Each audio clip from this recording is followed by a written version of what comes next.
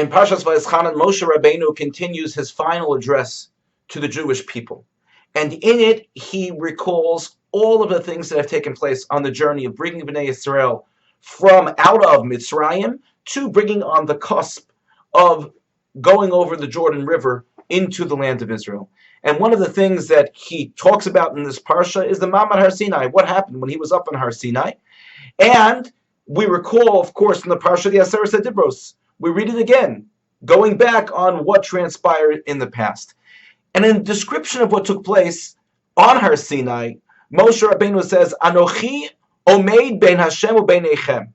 I was standing between Hashem and between you, you being the Jewish people, Bo'ez tahi at that moment, lahagid lachem es dvar Hashem, so that I could relate to you the word of Hashem, ki yiresa mipnei ha'esh v'lo alisem bahar lemor, because you were scared and couldn't go up onto the mountain.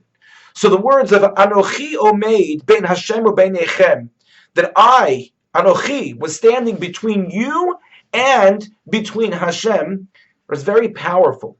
Because Moshe was that distance between the Jewish people and Hashem. Remember, the Bnei Yisrael, when they first experienced the Mamad Har Sinai and they heard from Hashem, they then said to Moshe, Daber ata imanu v'nishma. We don't want to hear directly from God again because they were too scared. So Moshe had to be the intermediary between HaKadosh Baruch Hu and the Jewish people. But there's a lesson about that word Anochi, because if we were talking about the life of Moshe Rabbeinu, the one thing that Moshe Rabbeinu absolutely minimized was his Anochi, his sense of ego, his sense of self.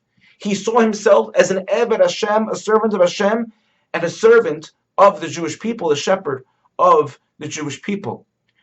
So the Sifrei Chasidus write that the Anochi, the I, the individualism of a person is the mechitza, is the barrier that is mavdil, that separates a person from them and Hashem, from becoming closer to Hashem. The more a person is focused on their own self and their own ego, the more distant they are from truly being able to connect to Hashem on a spiritual level. And I want to take it even one step further.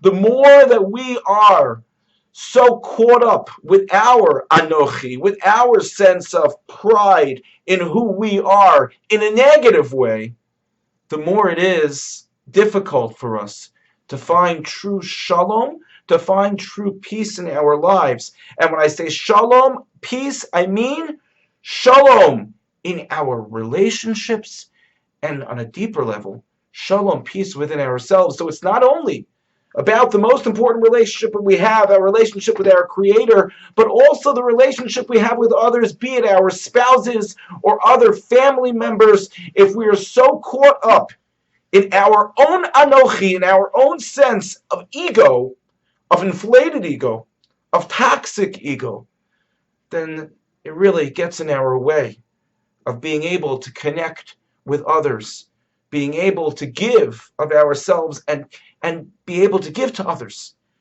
and be able to take back from them.